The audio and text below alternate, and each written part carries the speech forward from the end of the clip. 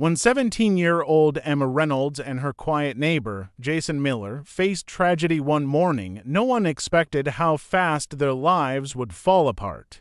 A baby found in the park, a shocking hospital confession, and a town filled with fear set the stage for a case that would test what people believed about right, wrong, and hidden truths. The morning started like any other in the calm suburban street. Birds sang in the trees, people left for school or work, and daily life went on. But that peace was broken by a discovery no one could have seen coming. In a quiet corner of the local park, a janitor doing his morning rounds noticed a bundle lying near the playground. At first, he thought it was just a bag or a jacket left behind, but when he looked closer, he realized the awful truth. Inside the blanket was a newborn baby, still and fragile, its very presence sending shock through the small town. The janitor called for help right away. Within minutes, police and paramedics arrived, carefully taking the baby and closing off the area. Word spread quickly, and soon neighbors gathered, whispering and staring in disbelief. Parents hugged their children closer, wondering how such a thing could happen here. Police moved carefully, taking photos, collecting samples, and searching for any clue footprints, scraps of fabric, anything that might show what had happened. Detectives wasted no time. They went door to door, asking questions and speaking with locals. Several people remembered seeing a teenager nearby the day before, someone well known in the area, usually seen as helpful and polite. It was hard to imagine, but little by little, suspicion turned toward the quiet student. Police approached with care, knowing how heavy the situation was for the family. Meanwhile, the park, once filled with kids' laughter, now carried a dark silence. Investigators searched every corner, checking cameras from nearby streets and asking residents for even the smallest detail. The teen, unaware of the storm brewing, went about the morning as usual, not knowing that life was about to change forever. News crews arrived quickly, with headlines speaking of tragedy. The story drew attention across town, and pressure grew on the investigation. The teen's family faced gossip and unwanted attention, while neighbors tried to make sense of what had happened. A single discovery had shaken the town, forcing people to question safety, trust, and what struggles might be hidden behind normal lives. As hours passed, police built a timeline of events. Every movement, every neighbor's memory became a possible piece of the puzzle, but with every clue, new questions came. How did the baby end up there? Who was involved? And as suspicion grew around the teenager, people faced a chilling idea. Maybe innocence was not always what it seemed. The arrest came quickly, almost as if the community demanded answers. Police had enough early evidence to bring the teenager in. Witnesses had seen someone like them near the park, and while the accounts were shaky, they were enough for suspicion. Officers searched the teen's home carefully, looking for any proof. Neighbors watched in disbelief, struggling to match the image of a kind young person with the terrible rumors. At the station, the teen faced endless questions. Police asked about their day, their friends, their actions. Every pause seemed important, every answer weighed. The room felt tense, filled with fear and confusion. Detectives dug through messages, phone records, and online activity, hoping to find a motive. The young person, once living a normal life, was now at the center of a mystery gripping the whole town. While the interrogation unfolded, the community's response was a mixture of outrage, worrying, and disbelief. People who had once waved to the teen on the street now whispered in hushed tones, their eyes flicking toward the house where the teenager lived. Local businesses, schools, and neighbors tried to maintain normal routines, but the shadow of the case lingered everywhere. Teachers recalled the teen as quiet and polite, classmates described a shy, introverted individual, and yet, in the absence of clear evidence, suspicion alone seemed enough to fuel the fire of fear and judgment. Complicating the situation was the teenager's medical condition. During a routine checkup at the hospital, nurses overheard statements that were interpreted as a confession. The words were fragmented, influenced by medication, exhaustion, and the stress of the arrest. Despite the ambiguity, authorities treated the statements as a critical lead, intensifying the case against the teen. This hospital bed confession became the focal point of the investigation, overshadowing other evidence and raising questions about whether it had been coerced, misunderstood, or simply a product of circumstance. Forensic experts and legal advisors were called in to evaluate the statements, examining the context, timing, and potential external factors that could have influenced the teen's words. The teen's family was caught in a whirlwind of fear and disbelief, struggling to understand how their child could be accused of something so unthinkable. Friends and neighbors offered support, but the growing media presence made privacy nearly impossible. Cameras lined the streets, reporters asked probing questions, and the smallest actions were magnified for public consumption.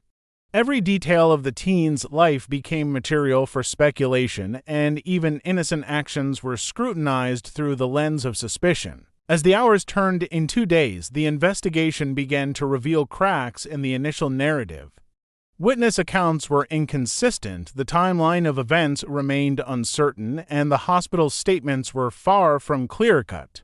Yet, despite these uncertainties, the teenager remained in custody, facing accusations that could change the course of their life forever. The arrest, once seen as a simple step in the investigation, had become the opening chapter of a case that would challenge assumptions, test the limits of evidence, and force the community to confront the uncomfortable question of guilt and innocence.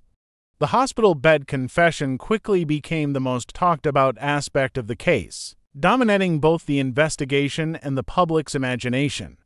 While the teenager had been admitted for complications, the circumstances surrounding the statements made during the medical checkup were complex and difficult to interpret. Medical staff reported that the teen, in the midst of pain and under the influence of medication, made remarks that suggested involvement in the baby's death. These words were brief, fragmented, and at times contradictory, but law enforcement interpreted them as a potential confession. The ambiguity of the situation created a tense atmosphere, with investigators eager to build a case and defense teams questioning the reliability of the statements. Every detail of the hospital environment was scrutinized. Investigators reviewed security footage, nurse logs, and room entry records to establish exactly what had been said and under what conditions. Nurses recalled moments of distress and confusion, noting that the teen's mental state was fragile. Doctors confirmed that painkillers and sedatives could have impaired judgment, yet the statements were treated as critical evidence. Legal advisors debated the admissibility of the remarks, arguing over whether they had been made voluntarily or if they could be dismissed as the product of duress and medical influence. The complexity of the situation highlighted how fragile and subjective such confessions could be, especially when made under conditions of extreme stress or physical discomfort. The teen's demeanor in the hospital added another layer of uncertainty. Observers noted a mixture of fear, exhaustion, and defiance. While the statements suggested some acknowledgement of involvement, the overall behavior indicated confusion and distress rather than a deliberate confession. Specialists in adolescent psychology were brought in to analyze the teens' responses, exploring how trauma, pain, and fear could influence behavior. Their assessments emphasized that young people, especially those under pressure and in unfamiliar situations, could express themselves in ways that were easily misinterpreted. Every gesture, every pause, and every whispered phrase was examined, leaving no aspect of the hospital interaction unconsidered. Outside the hospital, the community reacted with a mixture of outrage and concern. News outlets reported on the so-called confession, creating an intense media frenzy. People debated whether the teen could be guilty, and discussions about the reliability of hospital statements became widespread.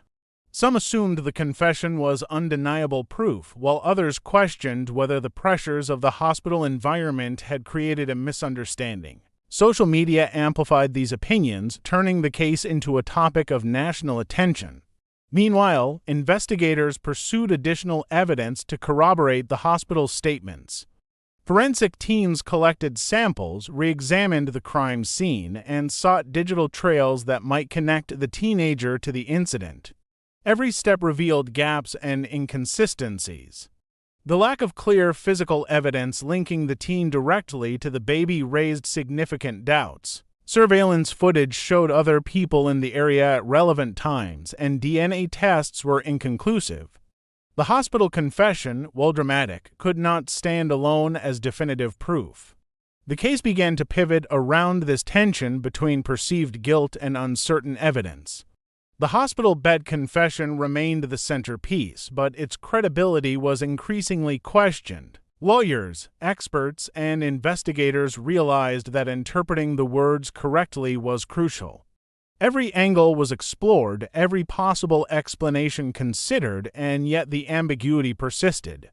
What had started as a simple statement in a hospital room had grown into a pivotal point that could determine the teenager as fate, leaving the entire case suspended between suspicion and doubt. As the investigation continued, new evidence began to surface that challenged the initial assumptions and introduced uncertainty into the case.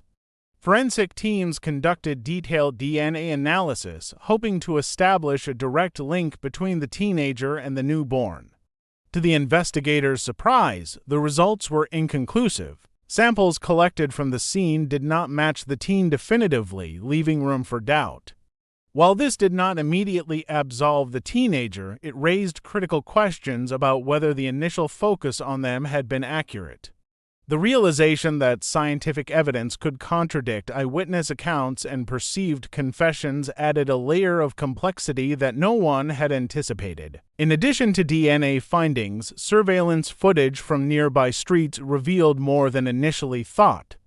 Cameras captured various individuals moving near the park around the time the baby was discovered. Some of these people had previously gone unnoticed, blending into the everyday rhythm of the neighborhood. One figure in particular drew attention, someone walking with a large bag around the same time the infant was found.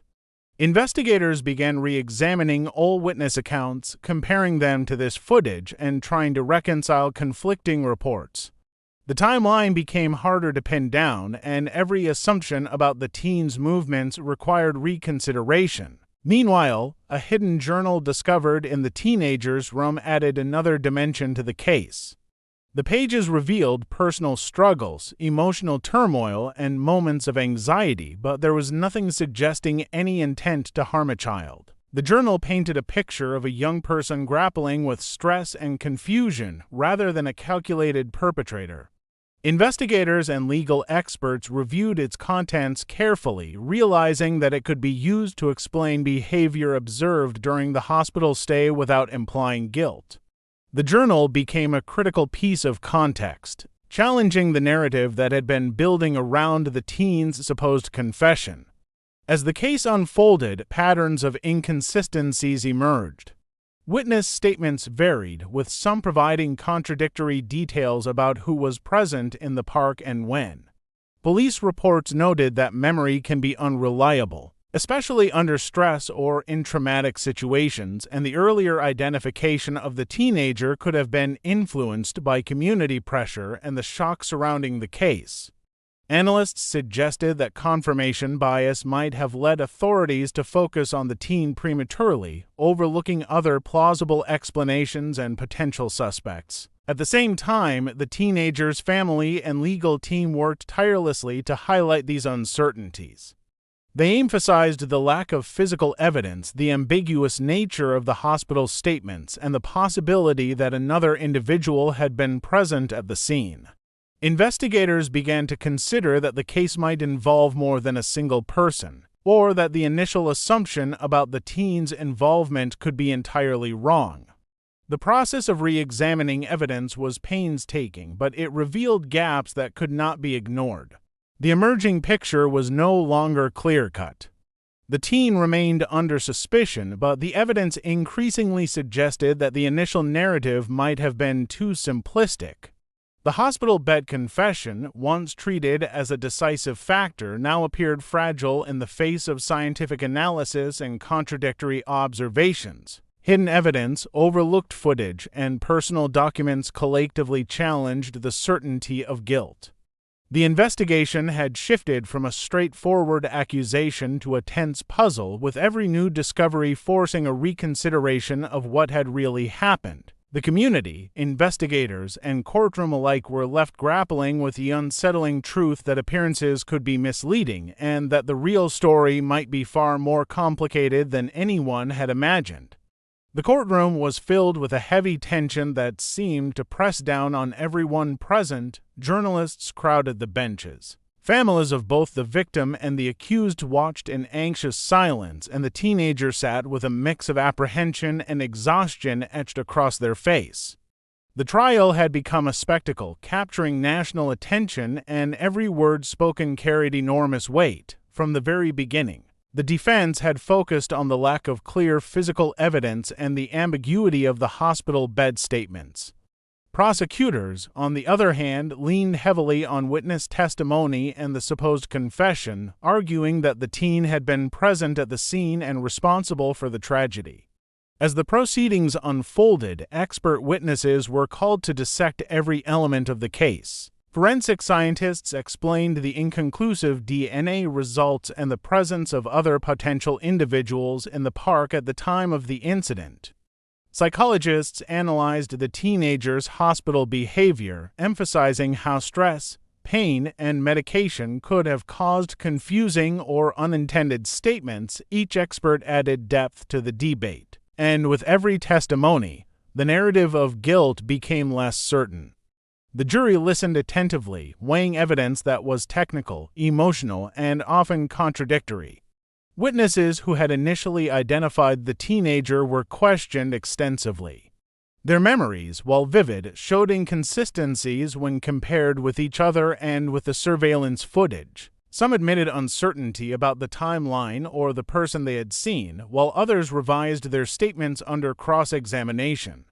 The courtroom became a place where perception collided with reality, and the idea that someone could be wrongly accused gained tangible weight. The prosecution's argument, once considered strong, was now challenged by the gaps and uncertainties that had emerged during months of investigation. The defense also highlighted the hidden journal found in the teenager's room.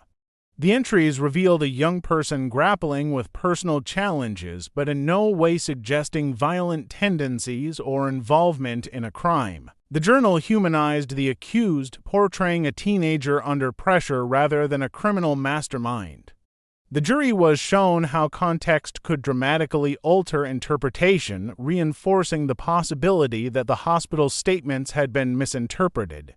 Every line of the journal served as a reminder that people, especially young people, could be misunderstood in moments of vulnerability. After days of arguments, expert testimony, and witness examinations, the case came down to interpretation and doubt.